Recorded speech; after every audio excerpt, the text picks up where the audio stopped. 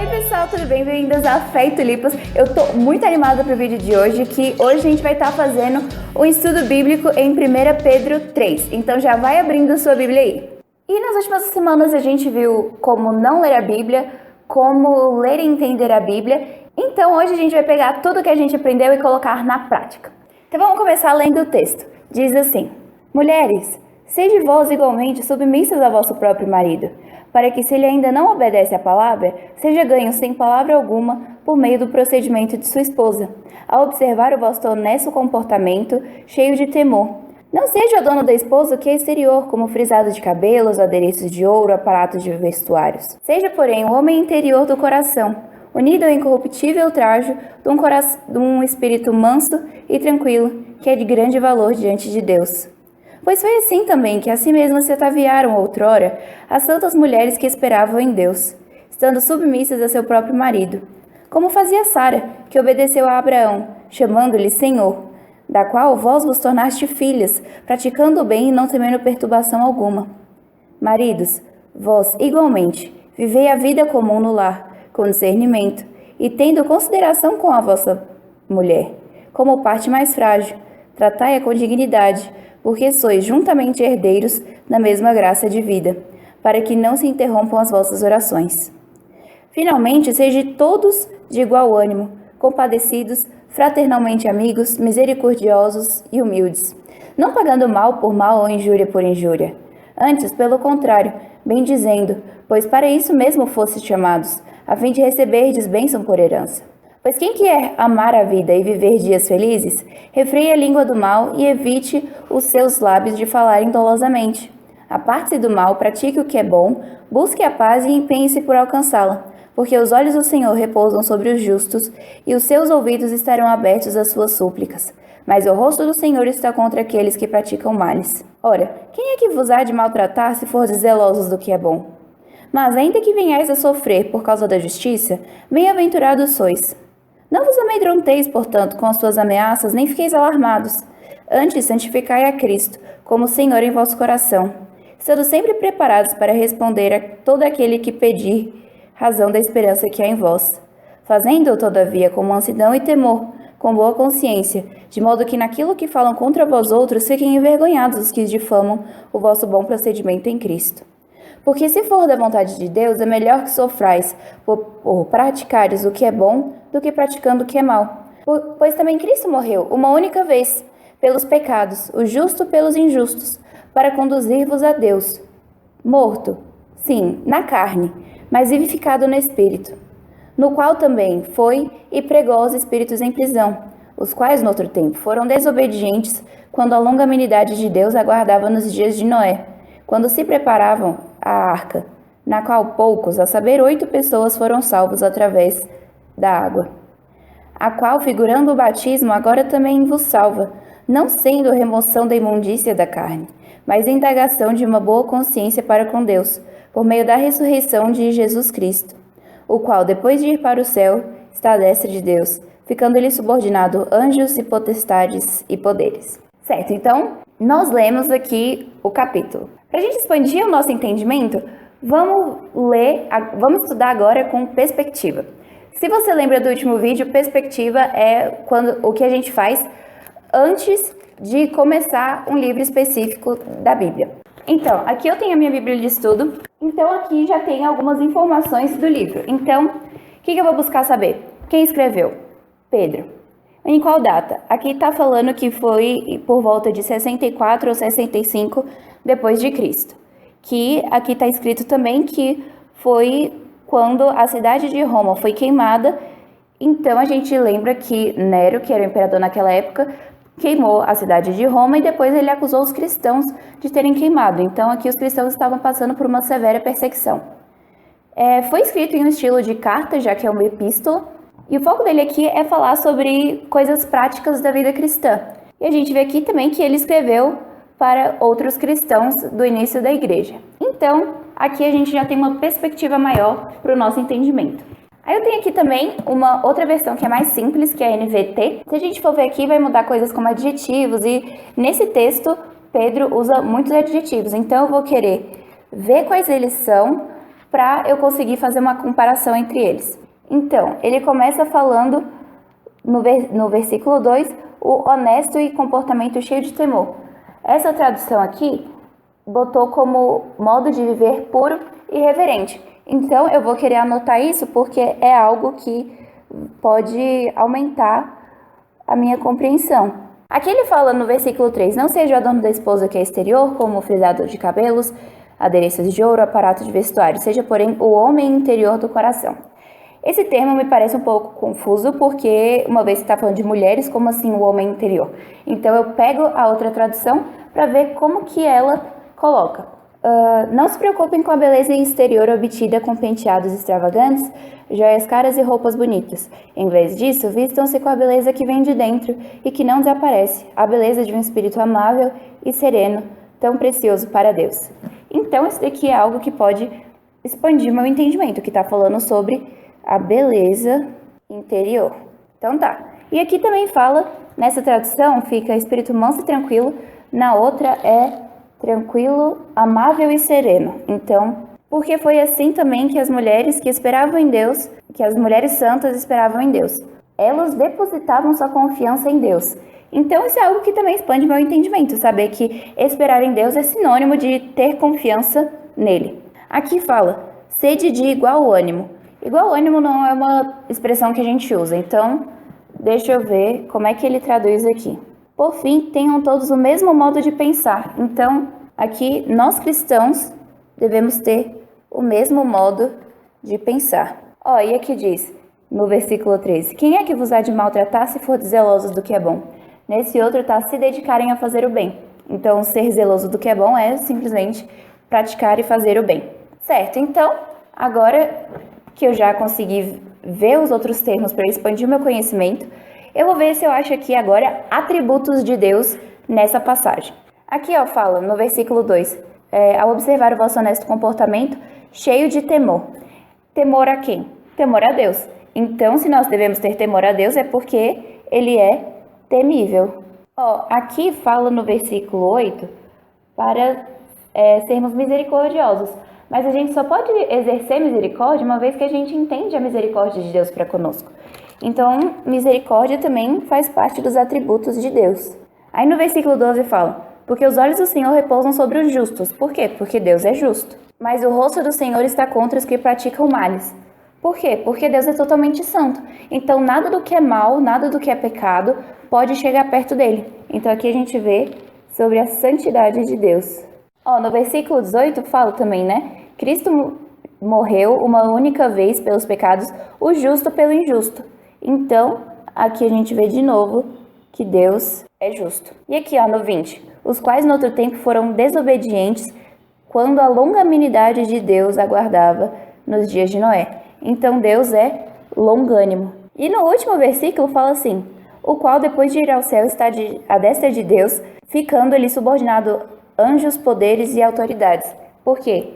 Porque ele é rei, ele reina e também a gente vê aqui que ele é soberano, a soberania de Deus. Então agora eu vou pegar todos esses atributos que eu achei e eu vou marcar eles de verde para eu não perder nenhum, porque senão depois vai ficar difícil para eu achar eles de novo. Certo, então se tem alguma promessa eu vou marcar de rosa. No versículo 14.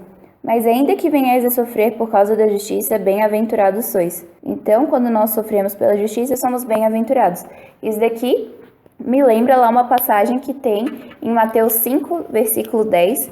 Bem-aventurados aqueles que sofrem por causa da justiça. Então, esse daqui é um versículo que eu quero ter em mente. E esse daqui que a gente acabou de fazer são as referências cruzadas, porque é muito legal a gente ver como que os versículos se cruzam e como que muitas vezes um versículo faz uma releitura do mesmo assunto, então é muito legal a gente ter isso em mente, porque expande bastante o nosso entendimento. Então, agora tudo que for um imperativo, uma ordem, eu vou marcar de azul. Aqui tem muitas. Então, tudo aquilo que eu quiser destacar e não tiver na categoria desses outros que eu marquei, eu vou botar de azul, de roxo. Eu também percebi que nessa passagem tem uns versículos que falam sobre o sacrifício de Cristo, sobre a nossa redenção. Então eu pinto eles de amarelo. Então agora que a gente já entendeu o texto, vamos tentar interpretar. A gente viu que Pedro, ele escreveu essa epístola para os cristãos e estava no começo da igreja. E eles ali estavam sendo perseguidos por causa da fé deles. Mas Pedro fala para eles para não ficarem alarmados nem com medo das ameaças que os não crentes fizerem com eles, mas para eles terem Cristo santificado no coração deles, para eles poderem responder a todos que pedem a razão da esperança. E ele fala isso num contexto em que eles estão sendo perseguidos injustamente.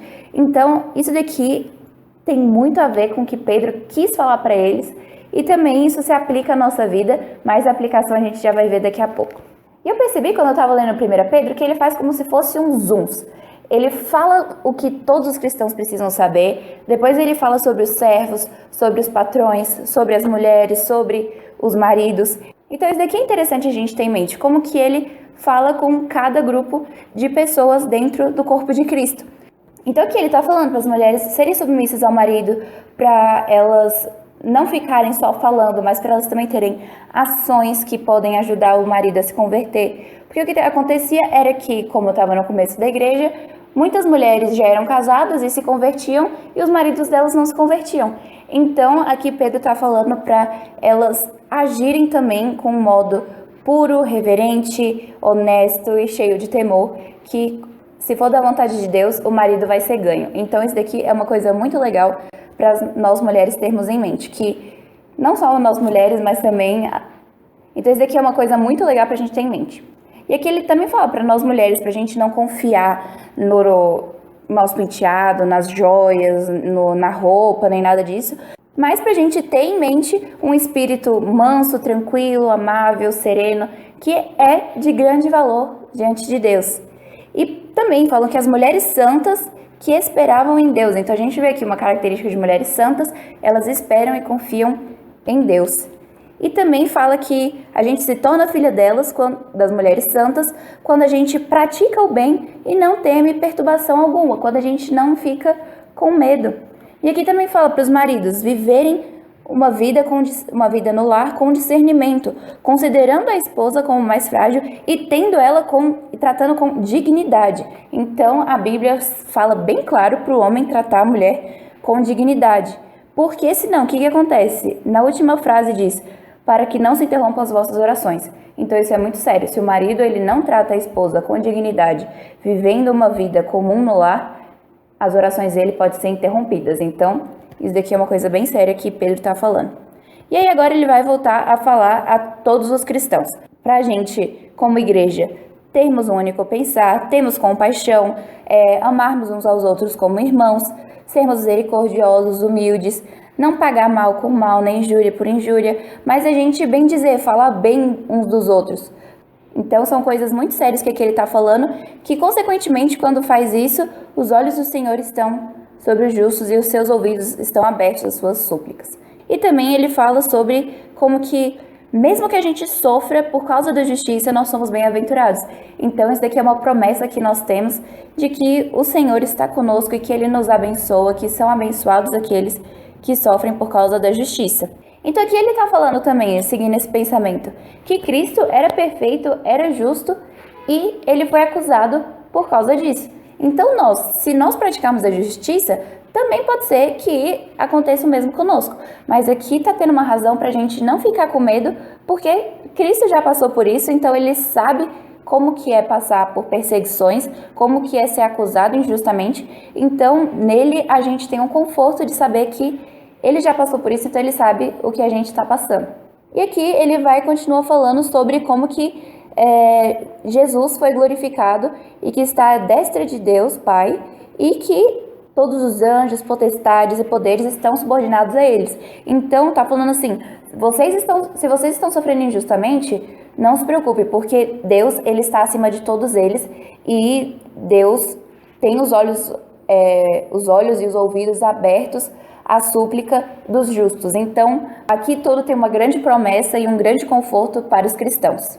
Então, agora vamos para as aplicações. Aqui eu já escrevi algumas aplicações que a gente pode ter desse texto.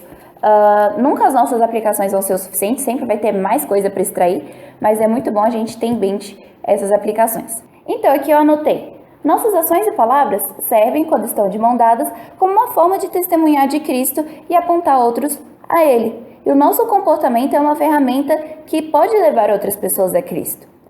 Como que você se comporta?